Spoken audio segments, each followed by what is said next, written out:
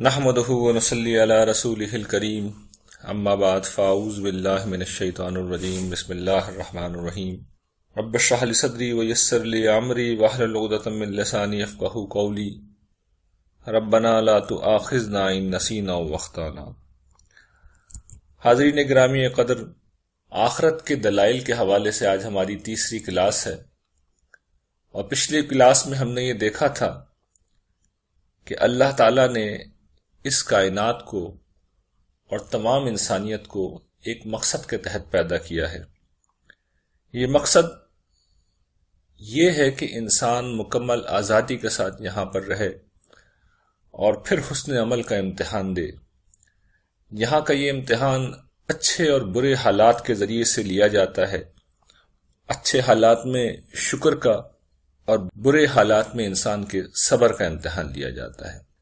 یہاں کے منفی حالات خدا کے نہ ہونے کا ثبوت نہیں ہے جس طرح بعض لوگوں نے سمجھا، بلکہ انسان کو جس دنیا میں پیدا کیا گیا وہاں پر اس کے لیے مجموعی طور پر حالات انتہائی موزوں ہیں، اور مجموعی طور پر یہ موزوں حالات یہ گواہی دیتے ہیں، یہ واضح کرتے ہیں کہ اگر کچھ ناہمواری کہیں پائی جاتی ہے اور کسی درجے میں پائی جاتی ہے تو اس کی کوئی وجہ ہے، کوئی سبب ہے، اور وہ سبب، وہ وجہ ہم نے دیکھا تھا یہ ہے کہ ان ناہمواریوں کے ذریعے سے، ان مسائل کے ذریعے سے، ان محرومیوں کے ذریعے سے اس زندگی کے اندر جو ایک امپرفیکشن کا پہلو ہے اس کے ذریعے سے انسانوں کو آزمایا جاتا ہے۔ چنانچہ یہ مقصد اور یہ امتحان کائناتی معمے کی وہ خالی جگہ ہے جس کو بھرتے ہی گویا کہ جواب مکمل ہو جاتا ہے۔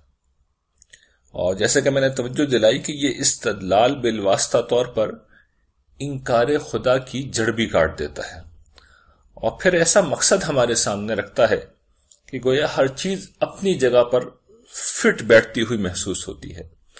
ہماری عقل، ہماری فطرت اور ہمارے اندر کی انسانیت ہر پہلو سے اپنے آپ کو مطمئن محسوس کرتی ہے، اور گویا کہ انسانی نظر جس جواب کو ڈھونڈ رہی تھی یہ گویا کہ اس معمے کا ایک مکمل اور بھرپور جواب ہے جو قرآن مجید ہمیں دیتا ہے۔ اور اس جواب کی جو مزید خصوصیت ہے، یعنی یہ دنیا دارالامتحان ہے، خصوصیت یہ ہے کہ یہ آخرت کو اس طرح ثابت کرتی ہے کہ امتحان جب ہے تو پھر لازماً جزا بھی ملنی چاہیے، بدلہ بھی ملنا چاہیے۔ وہ کیسا امتحان ہے جس کی جزا نہ ہو، جس کا بدلہ نہ ہو، جس کا نتیجہ نہ نکلے؟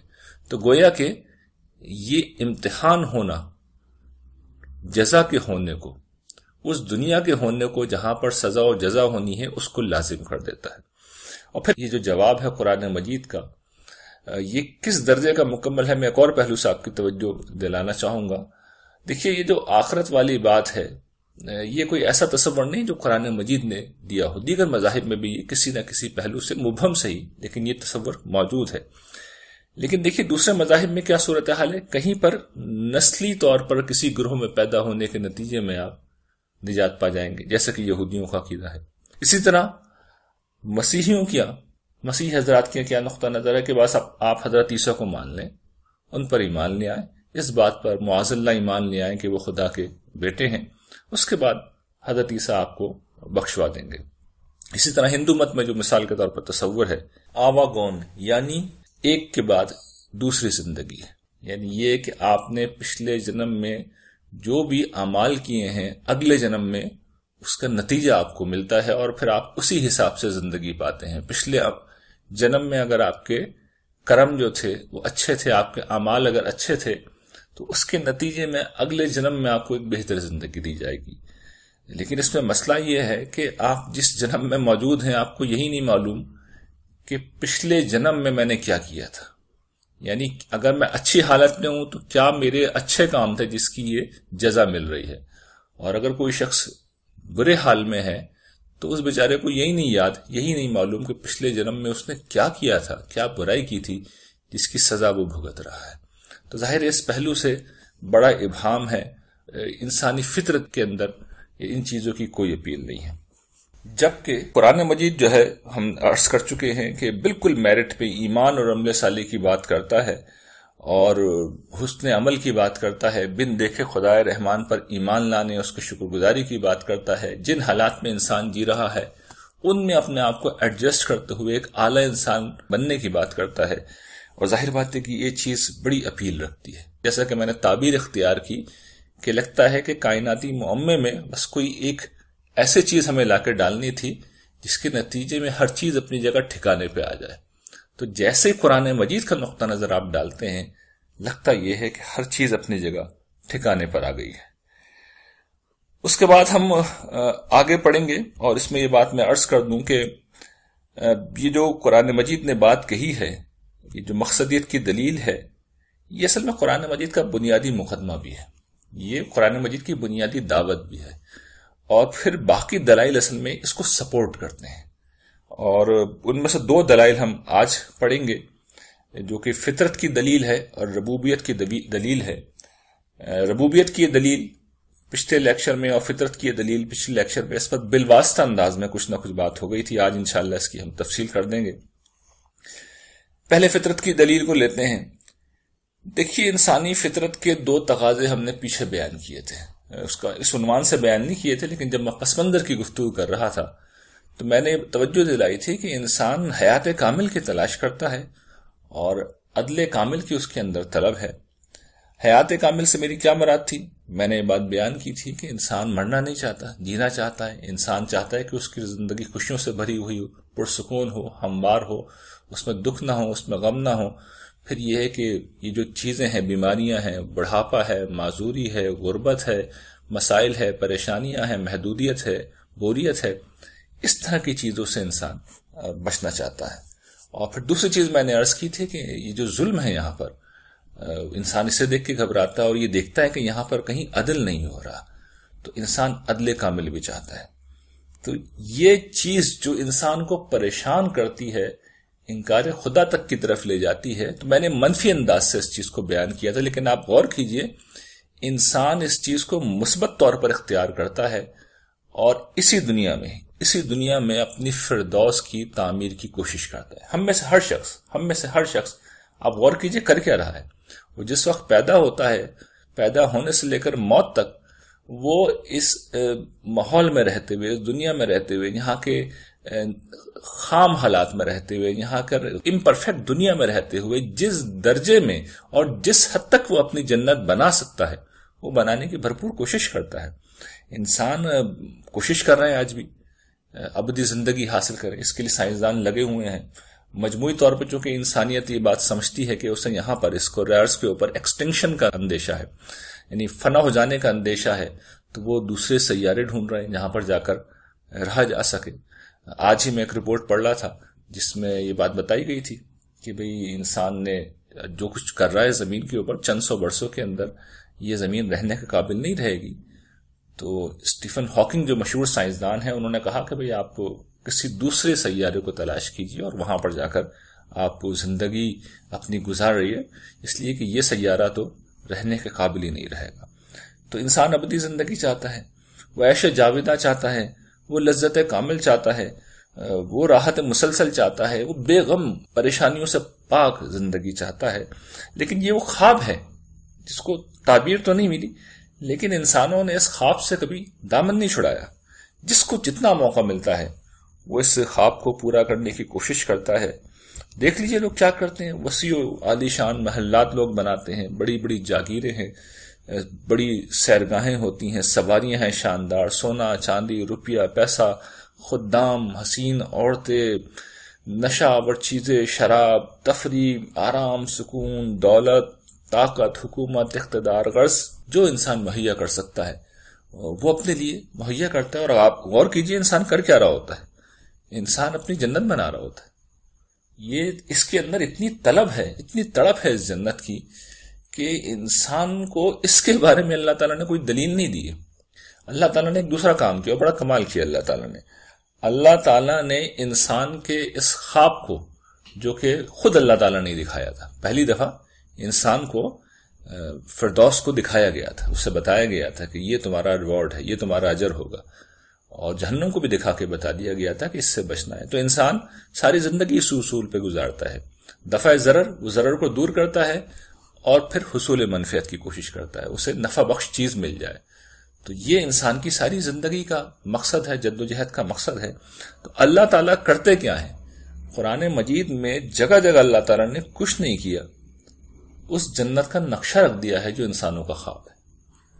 اللہ تعالیٰ نے اس جنت کا نقشہ رکھ دیا ہے، اور اس لیے کہ اللہ تعالیٰ جانتے ہیں، انفرادی طور پہ بھی جانتے ہیں، اجتماعی طور پہ بھی ہم جانتے ہیں کہ یہ جو کمیونزم کی بڑی ایک تحریک تھی، اس نے آخر میں کیا کیا تھا؟ اسٹیٹ لیس سوسائٹی قائم کرنے کی کوشش کی تھی، عدل کامل کے اوپر مبنی سوسائٹی اور ویلفیئر سوسائٹی کا ہمارے دور میں تصور آیا. خود مسلمان اس سے اتنے متاثر ہوئے ہیں کہ اسلام کو دنیوی فلاح و بہبود کا نظام بنا کے پیش کرتے ہیں. اللہ تعالیٰ نے پیش نہیں کیا اس طرح، اللہ تعالیٰ نے پیش نہیں کیا، وہ تو آخرت کی فلاح کی بات کرتے ہیں.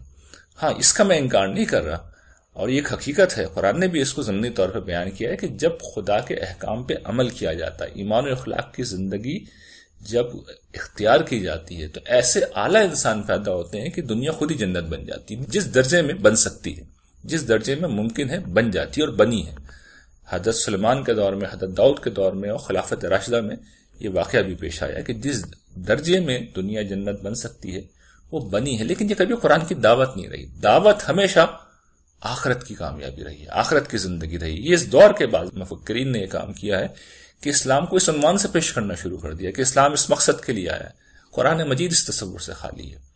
میں یہ عرض کر رہا ہوں کہ نتیجہ یہ نکل آتا ہے، بعض اوقات نکل آتا ہے اگر اللہ چاہے. اصل مقصود جو اللہ تعالیٰ نے رکھا ہے، اصل مقصود جو رکھا ہے وہ یہ کہ آخرت کی فلاح، آخرت کی کامیابی. اور پھر قرآن مجید نے نقشہ رکھ دیا اس فردوس کا جو حقیقی فردوس ہے، جہاں نہ موت ہے، نہ بیماری ہے، نہ دکھ ہے، نہ غم ہے، نہ پریشانی ہے، نہ محرومی ہے، نہ مایوسی ہے. وہاں پر نعمت ہی نعمت ہے، وہاں پر اقتدار ہے، وہاں بادشاہی ہے، وہاں خوشیاں ہیں، وہاں لذتیں ہیں، وہاں وہ سب کچھ ہے. وَلَكُمْ فِيهَا مَا تَشْتَهِي أَنفُسُكُمْ وَلَكُمْ فِيهَا مَا تَدَّعُونَ، جو تمہارا دل چاہے گا، جو تم مانگو گے. یہ آخری جملہ ہے جو کہا جا سکتا ہے اور اللہ تعالیٰ نے کہہ دیا. تو قرآن مجید نے تفصیل بھی کی ہے اور اجمال کے ساتھ بھی انسان کو اس جنت کا نقشہ دکھایا. قرآن مجید بھرا ہوا ہے، کوئی ایک صورت نہیں ہے قرآن مجید کی، متعدد مقامات ہیں. بعض تو پوری صورتیں، سورہ دہر مثال کے طور پر، سورہ رحمان، سورہ واقعہ، یہ صورتیں تو پوری اسی تذکرے کے اوپر مشتمل ہیں. پھر جو دوسری چیز ہے اسی فطرت کی انسانی کے اندر، ایک تو فردوس کی تلاش، جنت کی تلاش، اور دوسری عدل کامل کی تلاش. تو دیکھیے انسان اس دنیا میں جو ظلم و ستم دیکھتا ہے، نا انصافی دیکھتا ہے، وہ دیکھتا ہے کہ اس دنیا میں ہٹلر جیسا آدمی ہے، اس نے کروڑوں لوگوں کو مار دیا. میں نے پچھلی دفعہ بیان کی تھی کہ بڑے بڑے فاتحین اٹھتے ہیں، دنیا کے ایک سرے سے لے کر دوسرے سرے کو فتح کر دیتے ہیں، لیکن ان کی فتوحات کے نتیجے میں جو ہزاروں لاکھوں لوگ برباد ہوتے ہیں، اس کا جواب کون دے گا؟ ایک مجرم کو، ایسے ایک مجرم کو آپ زیادہ سے زیادہ پھانسی دے دیں گے، لیکن وہ جو ہزاروں جانیں گئی ہیں، ایک جان لینے سے اس کا سزا تو اس کی نہیں پوری ہو سکتی. اسی طرح ایک قاتل ایک عام شخص کو بھی قتل کر دے تو اس کا خاندان کس درجے میں سفر کرتا ہے، تکلیف اٹھاتا ہے. تو کیا بدلہ دیا جا سکتا ہے اس دنیا میں؟ اگر عدل کر بھی دیا جائے تب بھی بدلہ نہیں دیا جا سکتا. اس کے لیے تو ایک دن ہونا چاہیے، اور یہ انسانی فطرت کا تقاضا ہے. اچھا، انسانی ضمیر یہاں تک نہیں رکتا. انسانی ضمیر نہ صرف یہ ہے کہ سزا و جزا کا مطالبہ کرتا ہے، بلکہ بڑی کمال بات یہ ہے کہ انسانی ضمیر ایک عدالت لگاتا ہے اور خود اپنے آپ کو، انسان کے نفس کو اسی دنیا میں سزا و جزا دیتا رہتا ہے. ہم کسی کے ساتھ برائی کرتے ہیں تو ہمارا ضمیر فوراً ہمیں توجہ دلاتا ہے، ہم پہ کوڑے برسا دیتا ہے، اور ہم کسی کے ساتھ نیکی کرتے ہیں تو ایسی روحانی مسرت حاصل ہوتی ہے جو بڑی سے بڑی مادی نعمت کی بنیاد پر انسان کو حاصل نہیں ہو سکتی. کتنے لوگ ہیں جو اپنا پیسہ دے کے خوش ہوتے ہیں؟ کیا سبب ہے ان کی خوشی کا؟ انہیں روحانی طور پہ سکون مل رہا ہوتا ہے، ان کا ضمیر ہے جو ان کو جزا دے رہا ہوتا ہے. اور جن لوگوں کا ضمیر مردہ نہ ہو، وہ اگر کسی کے ساتھ زیادتی کر دیں تو انہیں پھر راتوں کو نیند نہیں آتی. تو یہ انسانی ضمیر ہے جو سزا دیتا ہے. تو چنانچہ قرآن مجید نے، جیسے میں نے عرض کیا تھا کہ سورہ دہر ہے، اس کے ساتھ سورہ قیامہ میں بالکل قرآن مجید نے اس بات کو بیان کیا ہے. لا اقسم بیوم القیامہ ولا اقسم بالنفس اللوامہ. اللہ تعالیٰ کہتے ہیں کہ یہ قیامت کو جھٹلاتے ہیں؟ نہیں، وہ تو ہو کر رہے گی. اور اس کی دلیل میں قیامت کے دن ہی کو گواہی میں پیش کرتا ہوں. لا اقسم بیوم القیامہ، نہیں، میں قیامت کے دن ہی کو گواہی میں پیش کرتا ہوں، یعنی کہ اس دن کا آنا اتنا یقینی ہے، وہ انسانی فطرت کا ایسا تقاضا ہے، انسان اس طرح اس کی طلب رکھتا ہے کہ میں اسی کو گواہی میں پیش کرتا ہوں کہ بھئی تمہاری فطرت پکار کے کہہ رہی ہے کہ اس دن کو آنا چاہیے، تو اس فطرت کی آواز کو سن لو، اور نہیں سنتے وَلَا أُقْسِمُ بِالنَّفْسِ اللَّوَّامَةِ، تو پھر میں تمہارے اس نفس کو گواہی میں پیش کرتا ہوں، تمہارے اس نفس کو جو کہ ملامت گیر ہے، جو ملامت کرنے والا نفس ہے، جسے ہم ضمیر کہتے ہیں، اس کو گواہی میں پیش کرتا ہوں۔ اس کی گواہی تو مانو گے نا، یہ تو ہر شخص جانتا ہے ضمیر کیا ہوتا ہے۔ تو قرآن مجید اس استدلال کو اس طریقے سے پیش کرتا ہے۔ تو چنانچہ فطرت کے یہ دو پہلو ہیں، یعنی جنت کی تلاش انتہائی فطری چیز ہے، اور حیات کامل کے ساتھ دوسرا عدل کامل کی تلاش۔ یہ فطرت کے اندر سے دو آوازیں اٹھتی ہیں، چنانچہ قرآن مجید ان دونوں کا جواب دیتا ہے، اور ان دونوں کو بنیاد بنا کے کہتا ہے کہ نہیں، قیامت تو آ کے رہے گی۔ یہ دونوں چیزیں بتاتی ہیں کہ قیامت تو آ کے رہے گی، اور سورہ قیامہ میں نے جیسا کہ عرض کیا اس کا بیان بھی ہے، اور بھی کئی مقامات پر قرآن مجید نے اس شعور کو پیش کیا ہے کہ انسان کے اندر جو خیر و شر کا شعور ہے، انسان کے اندر جو ایک ضمیر ہے، انسان کے اندر جو ایک پورا نظام چل رہا ہے عدالت کا، اس کو قرآن مجید پیش کرتا ہے۔ اور اسی طریقے سے جنت کی تفصیل سے تو قرآن مجید بھرا پڑا ہے۔ تو یہ پہلی چیز ہے، یہ پہلا استدلال ہے جو قرآن مجید سامنے رکھتا ہے۔ گویا کہ مقصدیت کے بعد یہ فطرت کی دلیل ہے۔ پھر اس کے بعد جو اگلی دلیل ہے وہ ربوبیت کی دلیل ہے۔ ربوبیت کا مطلب ہوتا ہے کسی کو پالنا۔ دیکھیے، ہم نے ابھی میں ذکر کیا ہے کہ قرآن مجید جو ہے وہ جنت کا ذکر کرتا ہے، لیکن اس سے پہلے پچھلے لیکچر میں آپ کو یاد ہوگا کہ سورہ رحمان کے حوالے سے میں نے یہ بات عرض کی تھی کہ اللہ تعالیٰ توجہ دلاتے ہیں کہ دنیا میں ہم نے امتحان کے پہلو سے صحیح تمہیں بسایا ہے، لیکن دیکھو تو صحیح تمہیں کتنی نعمتیں دی ہیں، انبار لگا دی زمین سے آسمان تک، اور وہ جملہ قرآن مجید بار بار دہراتا ہے، فَبِأَيِّ آلَاءِ رَبِّكُمَا تُكَذِّبَانِ، اے جن و انس تم اپنے رب مہربان کی کس کس نعمت کا انکار کرو گے۔ تو گویا کہ تصویر یہ سامنے آتی ہے کہ کوئی ماں ہے جو پال رہی ہے، کوئی ماں ہے جو پال رہی ہے۔ تو ہم یہ بات جانتے ہیں کہ جب کوئی پالتا ہے تو اس کا حق عائد ہو جاتا ہے، یعنی جس طرح ماں باپ پالتے ہیں اور بڑھاپے میں ان کی ذمہ داریاں ہمارے اوپر عائد ہو جاتی ہیں کہ ہم ان کی ذمہ داری اٹھائیں، یا مثال کے طور پر جب کوئی آجر، کوئی امپلائر ہمیں ملازمت پر رکھتا ہے اور ہمیں تنخواہ دیتا ہے، تو ہم پر اخلاقی ذمہ داری عائد ہو جاتی ہے کہ ہم جو کام ہمیں تفویض کیا جا رہا ہے اسے دیانت داری کے ساتھ کریں۔ تو یہ تو تقاضا عائد ہو جاتا ہے نا۔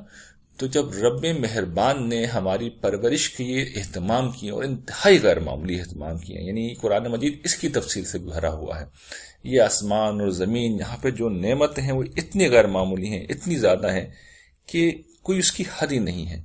یعنی پورا لائف سپورٹنگ سسٹم ہے، سورج، چاند، ستارے، ہوا، بارش، زمین، پہاڑ، سبزہ، کھانے پینے کی چیزیں، پھر انسان کے اوپر جو خصوصی احسان کیا گیا ہے، اس کو علم، عقل، سمع و بصر، اختیار و ارادے کی جو صلاحیتیں دی گئی ہیں، پوری کائنات انسانوں کے لیے مسخر ہے۔ انسانوں کی صرف ضروریات کی تکمیل کا اہتمام نہیں ہو رہا، بلکہ ذوق جمال کی تسکین کے لیے بڑے غیر معمولی جو اہتمام کیے گئے ہیں۔